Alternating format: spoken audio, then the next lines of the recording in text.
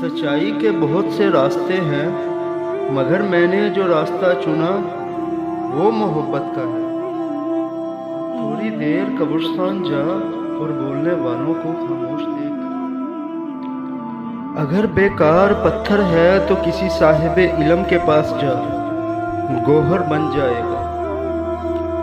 زندگی کو ہمیشہ امانت سمجھو، کیونکہ یہ عنقریب چلی جائے گی۔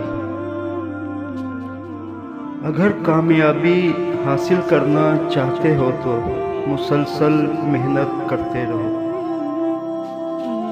برا وہ شخص ہوتا ہے جو بے ادب ہو، کیونکہ ادب میں نیکیاں ہی نیکیاں ہیں۔